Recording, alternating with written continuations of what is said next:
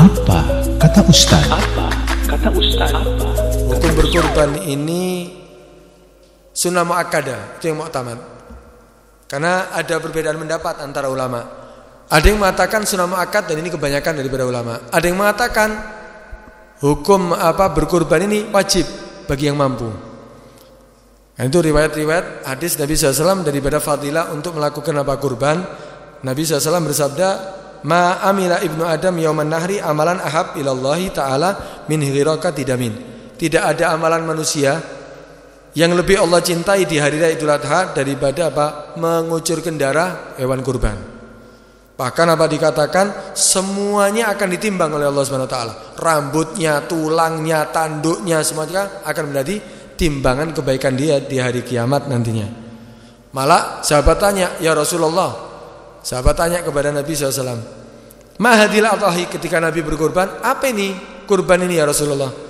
Maka Nabi mengatakan sunnat abikum Ibrahim.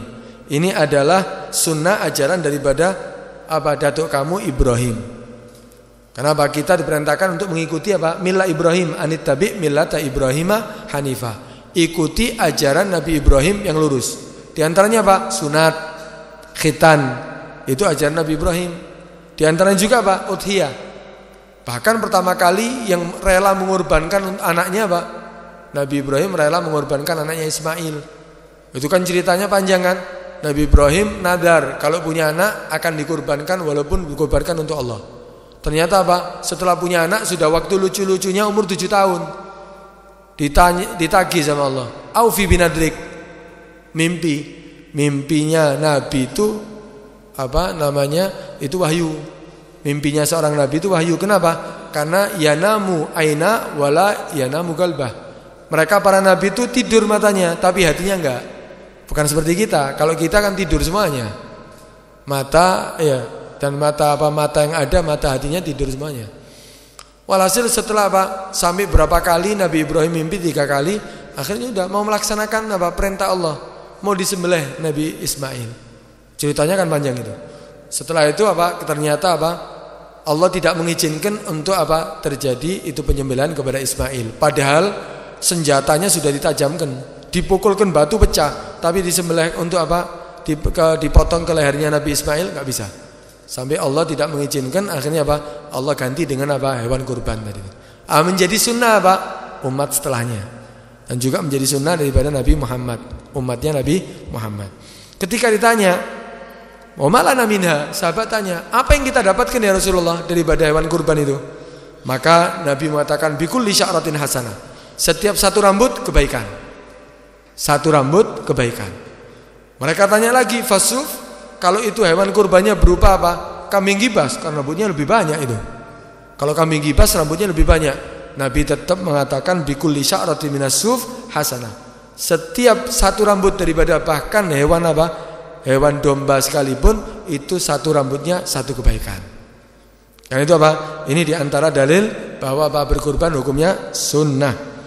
Bahkan Nabi SAW mengatakan dalam riwayatnya, ancaman bagi orang yang mampu. Man wajada sa'atan falam yudahi fala yagrub musallana. Barang siapa yang dia mendapatkan kelapangan rezeki tapi dia tidak berkurban, maka jangan dekat-dekat tempat sholatku, kata Nabi. Nabi tidak mau. Kenapa? Ini orang-orang medit ini, orang-orang bakhil. Mampu dia bisa berkurban tapi tidak mau berkurban, jangan dekat sholatku.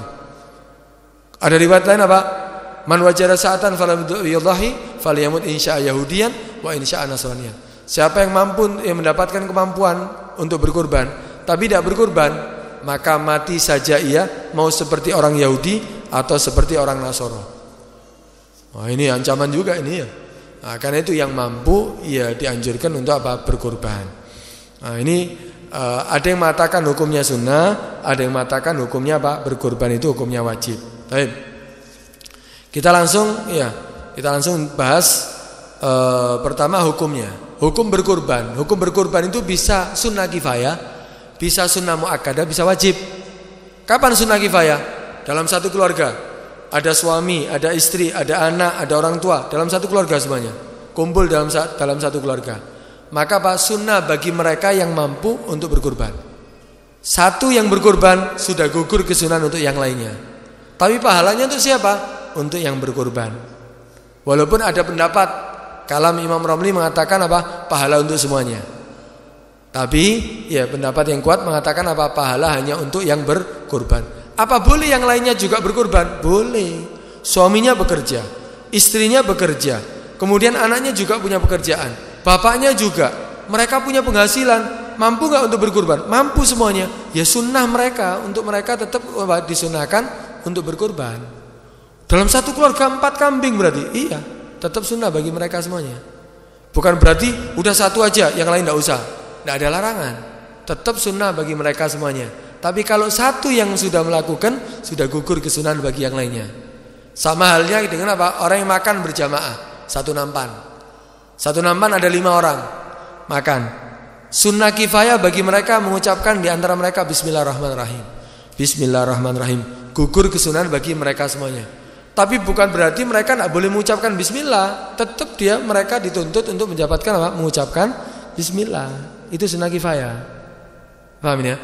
Baik. Ada sunnah muakkad bagi siapa? Muslim, baligh, berakal, kemudian apa? Mampu. Ini sunnah muakkad. Mampu gimana mampu?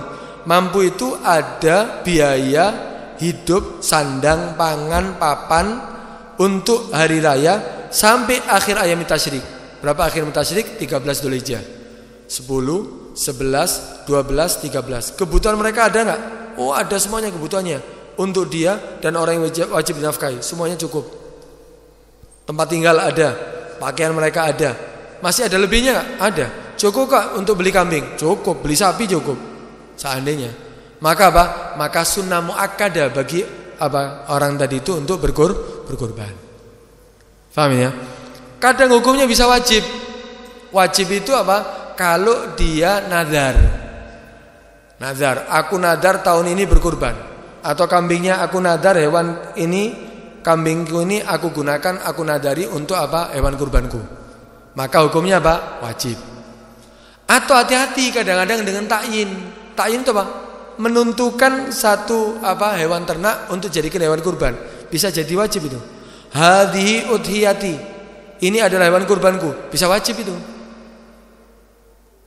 Ini pendapat yang kuat malahan. Bisa menjadi wajib takyin, menentukan. Nah, tapi apa Said Umar Basri, pendapat Said Umar Basri mengatakan kalau dia tujuannya untuk memberitahu, ketika ditanya, itu apa itu kambing? Oh, ini untuk hewan kurbanku. Apa jadi wajib? Kata Said Umar Basri, tidak. Kenapa? Dia tujuannya untuk ngasih tahu orang yang bertanya. Paham ya? Terus siapa supaya aman? Ya kalau ada punya hewan kurban dia mengatakan apa? Hadhi udhiya sunnatan lillahi ta'ala. Ini adalah hewan kurban sunnahku. Atau ya aku ingin menyembelihnya di hari raya kurban. Atau tidak usah dijawab. Ya, supaya apa? Tidak jadi takyin. Supaya tidak jadi takyin. Kenapa? Kalau takyin menjadi wajib. Loh, ono bedanya wajib ambil sunnah? Ada. Kalau wajib kamu dan orang yang wajib kamu nafkahi tidak boleh makan. Semuanya harus sedekah, fuqara masakin. Saya menyembelih, saya nadar, saya sembelih. Ini semuanya harus saya sedekahkan fuqara masakin. Saya dan orang yang wajib saya nafkahi tidak boleh sedikit pun mengambil. Kalau mengambil wajib diganti nanti. Kalau itu sedekah apa? Kalau hewan kurban yang wajib. Kan itu hati-hati. Kalau tidak kepingin seperti apa masih pingin menikmati daripada hewan kurbannya, jangan dinadari. Walaupun pahalanya lebih besar. Pahala wajib dengan sunnah. Oh, saya tidak mau makan hewan kurban. Yo nadar ono enak. Kenapa? Ya serahkan kepada fuqara masakin semuanya, pahalanya lebih besar. Pahala wajib dengan sunnah beda. Tapi kalau dia masih ingin menikmati, ya sunnah aja, niat sunnah. Hewan kurban yang boleh dikurbankan itu apa saja? Cuman 3. Yang bisa dijadikan hewan kurban cuma 3. Onta, sapi, kambing. Kambing ada 2, kacangan, gibas. Onta nggak ada di sini. Onta di sini nggak ada. Sapi, umurnya berapa batasan umurnya? Batasan umurnya 2 tahun atau lebih. Kalau kurang dari 2 tahun nggak cukup. Walaupun besar, limusin, iya sapinya tetap tidak cukup. Harus 2 tahun atau lebih. Untuk kambing, kalau onta umurnya harus 5 tahun lebih, berarti umur masuk ke 6. Kalau onta kan ada di sini onta. Kemudian kalau untuk kambing dibedakan antara kacangan dengan gibas. Hati-hati nih, beda ini. Kalau kacangan umurnya 2 tahun atau lebih. 2 tahun atau lebih, tidak kurang. Kalau untuk gibas 1 tahun atau lebih. Boleh belum 1 tahun kalau sudah poel. Tahu poel? Gigi depannya jatuh. Tapi jatuh dengan sendirinya, duduk dicatut. Menjual kepingin laris, ya dicatut gigi depannya. Tidak sah itu, tidak boleh. Boleh umur 1 tahun atau lebih, atau boleh belum setahun, tapi gigi depannya sudah jatuh. Ini hanya untuk kambing gibas, kacangan enggak. Karena itu jangan tanya poel untuk kambing kacangan, umur tok. Karena poel sebelum 2 tahun enggak cukup. Kambing kacangan harus umur 2 tahun atau lebih. Yang poel itu untuk permasalahan kambing gibas saja. Paham ya? Baik. Untuk sapi ya. Untuk sapi itu boleh urunan. Atau onta boleh urunan sampai 7 orang. Urunan 7 orang ya, untuk beli sapi boleh. Bahkan niatnya boleh beda-beda. Yang satu untuk udhiyah, yang satu untuk akikah, yang satu untuk seandainya selamatan mau dimakan sendiri, yang satu untuk mayoran, boleh. Urunan itu semuanya 7 orang, bukan semuanya harus untuk udhiyah, enggak. Boleh macam-macam niatnya. Dibagi 7 urunan untuk beli sapi. Kalau lebih daripada 7 enggak boleh. Kalau seandainya untuk selain sapi enggak boleh urunan. 1 kambing hanya untuk 1 orang. 1 kambing hanya untuk 1 orang, nggak bisa urunan. Lah itu di sekolahan itu. Itu cuma ngajari aja ya. Bukan jadi udhiyah, itu sedekah nanti jatuhnya. Karena kambing ya untuk 1 orang. Kalau 1 kelas urunan beli kambing, ya itu sedekah nantinya. Jatuhnya sedekah. Taib. Wah, enggak mampu saya sapi, enggak mampu saya berkorban apalagi onta, enggak mampu lagi ya. Atau enggak mampu dengan kambing kacangan ataupun gibas, enggak mampu semuanya. Maka ada pendapat Abdullah bin Abbas. Pendapat Abdullah bin Abbas ini boleh berkorban dengan ayam, bebek, oleh. Bahkan yang tidak mampu ya dianjurkan kalau dia mampu beli ayam sedekah berkorban dengan ayam, mengikuti pendapat taglid, mengikuti pendapat Abdullah bin Abbas. Tapi sing tidak mampu, sing mampu sapi ojo ayam. Iya. Ini keterlaluan ini ya. Kalau yang tidak mampu, ya pinginlah paling tidak niatan, ya Allah, niat saiki ayam, insyaallah tahun depan bisa kambing atau sapi. Ya Allah akan berikan niat kamu. Paham ya? Ini pendapat Abdullah bin Abbas. Kemudian selain umur yang perlu kita perhatikan daripada hewan ternak itu syaratnya harus terbebas daripada cacat. Cacat yang bisa mengurangi kuantitas daging. Cacat yang bisa mengurangi kuantitas daging.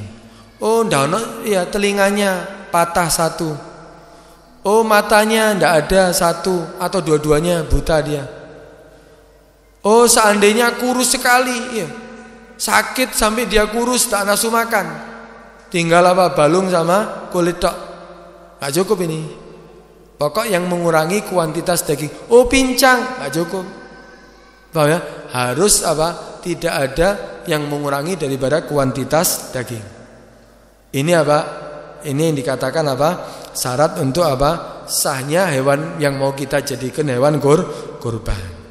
Karena itu yang tadi perlu kita perhatikan umurnya, hati-hati. Tanya sama penjualnya, umurnya berapa.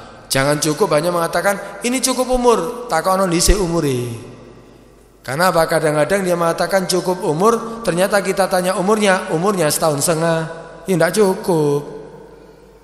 Kayak itu jangan cukup kita mendengarkan ini cukup umur, belum tentu yang jual itu paham. Tanya berapa umurnya. Oh, umurnya 2 tahun. Baru cukup umur. Paham ya? Baik, niat untuk berkurban. Niat untuk berkurban itu niatnya hukumnya bisa wajib bisa sunnah. Tergantung daripada hewan yang kita mau kurbankan.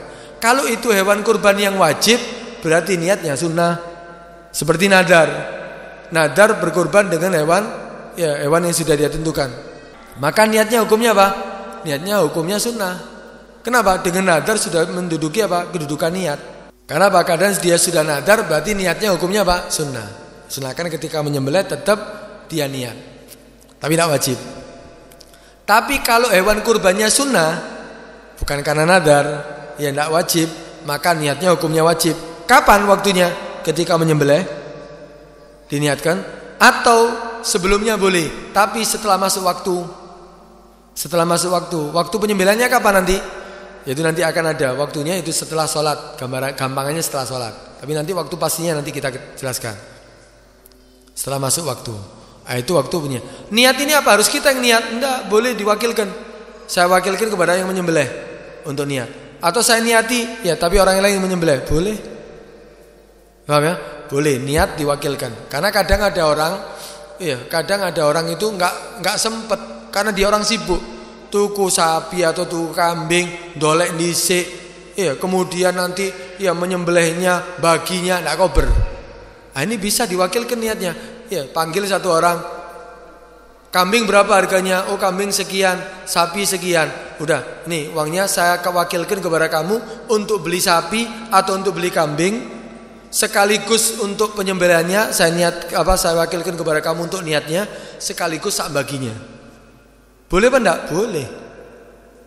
Wakilkan kepada orang lain semuanya, dia tetap dapat pahalanya. Enggak boleh diganti dengan uang. Wis tak ganti ambek duit wis. Ini uang saya ganti daripada kurban. Tak sedekahkan kepada fuqara masakin. Itu sedekah, bukan kurban. Bukan dikatakan kurban. Kan lebih manfaat untuk dia. Iya, lebih manfaat. Kalau pingin lebih manfaat lagi, ya wakilkan untuk dibagikan, tambahi duit di gure. Lebih manfaat itu. Ya, kasih uang di atasnya 100.000, 200.000. Ya, 1 kilo kambing. Wah, seneng ngomong ya. Itu lebih manfaat itu ya. Jangan dirubah syariat. Kalau sudah hukum syariatnya berkorban, ya berkorban, aja ganti duit. Zakat fitrah kok diganti duit. Zakat fitrah kan lebih manfaat. Beras tambah duit, lebih manfaat. Takokno enggak percaya. Takokno fuqara coba. Oh, pasti seneng mereka. Wis oleh beras oleh duit. Jangan dirubah, hukum syariat tetap hukum syariat. Paham ya? Kemudian waktu penyembelihan. Kapan waktu menyembelih? Waktu menyembelih hewan kurban itu waktu penyembelihannya yaitu terbit matahari hari raya. Terbit matahari, kemudian ditambahi waktu untuk sholat 2 rakaat, tambahi untuk khutbatain 2 kali khutbah. 2 rakaat ya, seringan-ringannya. Butuh waktu berapa? Anggap 5 menit. Khutbatain butuh berapa? Untuk khutbah rukun-rukunnya tok, anggap 5 menit, 10 menit untuk semuanya. Berarti setelah terbit matahari tambah 10 menit masuk waktunya untuk menyembelih hewan kurban. Afdalnya setelah sholat. Setelah pulang dari sholat, afdal untuk apa? Waktu yang paling afdal untuk menyembelih hewan kurban. Sampai kapan waktu penyembelihan kurban? Sampai tenggelamnya matahari akhir ayam tasyrik. Tanggal 13 Dzulhijjah tenggelam matahari, itu akhir waktu untuk menyembelih. Setelahnya kalau menyembelih tanggal 14 menyembelih hewan kurban, jatuhnya apa? Sedekah, bukan kurban. Paham ya? Itu waktu untuk penyembelihan. Tapi kalau mau lebih afdalnya, jangan tanggal 13-nya. Kalau mau ihtiyat, jangan tanggal 13-nya. Kenapa? Karena ada pendapat madhab lain mengatakan tidak sah tanggal 13. Berarti waktunya 10, 11, 12. Tanggal 13-nya ada pendapat mengatakan tidak sah. Karena itu biasanya orang cari murah. Dolek kambing tolong oleh, wah hari hanya tanggal 10 mahal masih ah. Tanggal 11 masih bertahan biasanya. Tanggal 12 mulai harga miring ya. Tanggal 13 biasanya tambah miring mana? Kenapa? Tak lagi ke harga normal. Wah, dia cari murah tanggal 13-nya, tapi resiko. Ada pendapat mengatakan tidak sah tanggal 13-nya. Paham ya? Ya wes. Nah, ini waktu untuk penyembelihan hewan kurban. Hati-hati, kadang-kadang titip sama orang. Kalau titip sama orang untuk disembelihkan, takutnya disembelihnya belum waktunya loh. Takutnya dia tidak paham. Kadang ada orang titip, ya, ada 10 orang titip, semuanya minta disembelih setelah sholat. Aku mari sholat dulu sembelih dia, mari sholat dia. Semuanya minta mari sholat. Ya sing nyembelih tangannya satu. Akhirnya, ya khair, ya siap. Ya. Setelah sholat semuanya ditaruh, dia bagi ke rumahnya. Ternyata sembelihnya apa? Sebelum subuh. Ya tidak sah. Nah, ini kadang terjadi nih. Ya. Karena itu apa? Kalau kita titip, hati-hati loh sembelihnya setelah sholat loh ya. Jangan ini loh ya. Kalau belum masuk waktunya tidak sah. kasih tahu. Kadang ada orang tidak paham. Itu supaya sah apa? Ya kita kasih tahu supaya apa? Hewan kurban kita apa? Tetap sah. Kemudian yang terakhir pembagian hewan kurban. Lihat sini pembagian hewan kurban. Pembagian hewan kurban itu dibagi menjadi dua. Ada hewan kurban wajib, ada hewan kurban sunnah. Kalau hewan kurban yang wajib berarti semuanya harus sedekah kepada fuqara dan masakin. Semuanya harus sedekahkan kepada orang fakir dan miskin. Kalau itu yang wajib. Tapi kalau hewan kurban itu sunnah, maka ada 3 cara. Cara yang pertama yang paling afdol, sembelih hewan kurban, semuanya sedekah, tapi dia mengambil sedikit untuk keberkahan hewan kurbannya dia. Ngambil berkah dari hewan kurbannya dia. Entah itu hatinya, entah itu lulurnya ya. Lulurnya entah apa, boleh diambil dia. Sisanya sedekahkan kepada fuqara wal masakin. Ini yang paling afdol untuk yang sunnah. Cara yang kedua dibagi menjadi 3. Sepertiga untuk fuqara wal masakin, sepertiga untuk dirinya, sepertiga untuk teman-temannya, kerabatnya walaupun yang mampu. Ini yang sunnah ini ya. Ini hewan kurban sunnah. Dibagi menjadi 3. Sepertiga serahkan kepada fuqara wal masakin. Sepertiga masuk boxnya dia, kulkasnya, freezernya. Sepertiganya diserahkan kepada kerabatnya, temannya dia, adiknya dia, kakaknya dia, serahkan kepada orang-orang yang mampu. Tapi apa? Supaya apa? Saling tetap hubungannya terjalin bagus silaturahminya. Tahadu, tahabu. Salinglah kamu memberi hadiah, kamu akan saling menyayangi. Serahkan kepada mereka. Boleh apa enggak ini? Boleh. Tapi bedanya nanti, kalau serahkan kepada fuqara al masakin sifatnya tamlik, menjadi miliknya dia. Kalau serahkan kepada orang yang mampu sifatnya ibaha.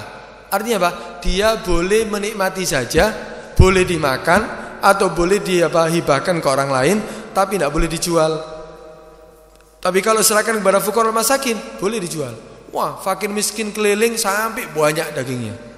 Kemudian apa? Dijual sama dia. Boleh apa enggak? Boleh. Kalau dia fakir miskin boleh dijual, menjadi miliknya dia sudah. Mau dijual, mau dimakan semuanya, mau dikasihkan orang terserah. Tapi kalau diserahkan kepada orang yang mampu tadi, tidak boleh kecuali hanya untuk memanfaatkannya saja. Ya dimakan atau dihibahkan kepada orang. Tapi kalau untuk apa? Dijual, ya suki sih ngedol. Ya. Ini tidak boleh. Tahu sifat ibahah? Contoh, ini sering terjadi nih ya. Diundang orang, kasih suguhan. Wah, makan atau kue-kue. Itu kita ini boleh hanya ibahah, boleh makan di tempat. Ngambil makan. Ya sudah disafadhalkan, sudah dipersilakan, kita makan. Makan nasi, kita boleh makan situ. Lebokno kreseki. Lebokno kantongi, enggak oleh. Ini terjadi nih kadang-kadang, kecuali kalau yang punya acara atau yang sahibul baitnya ya sudah ngasih tahu, siapa yang mau bawa silakan. Enggak apa-apa kalau seperti itu. Kalau enggak oleh. Bukan menjadi milik kita kecuali sampai mulut kita. Wis mlebu mulut baru sampai kita. Kalau masih di tangan kita belum milik kita ini. Karena itu kalau ada kucing meong dijepit kayak kucing, enggak boleh. Kalau bukan sahibul baitnya enggak boleh. Kenapa? Bukan milik kita kok kita kasih kucing. Kalau sudah masuk mulut kita, sudah kita kunyah, itu ya sudah sampai mulut kita dalam, kita lepeh lagi baru itu milik kita. Tapi kalau belum ya, maka itu bukan menjadi milik kita. Apalagi dibawa pulang enggak oleh. Itu ibahan namanya. Yang memberikan kepada fakir miskin tamlik, tapi memberikan kepada orang kaya tadi itu boleh, tapi sifatnya ibaha. Boleh dia makan, boleh dia, tapi tidak boleh dijual. Paham ya? Baik. Yang ketiga caranya, wah ini caranya orang bakhil ini. Yaitu apa? Sembelih hewan kurban. Kok yo ngono ya sembelih. Wah, saya berkurban, kambingnya besar. Ternyata sing disedekahno mesaon. Sisanya mlebu freezer deh. Mlebu boke. Ya ini boleh sah, tetap sah loh ini, tetap sah. Kenapa? Sedekahnya yang sunnah itu pokok ukuran daging. Ya 1 kilo, ya setengah kilo boleh. Sisanya yang penting daging. Sisanya masuk freezernya dia boleh, sah. Paham ya? Nah, tapi kadang-kadang dibutuhkan seperti ini. Kenapa? Ada orang dia punya apa? Acara. Nanti setelah hari raya ono nikahan. Ya dia nyunat seandainya.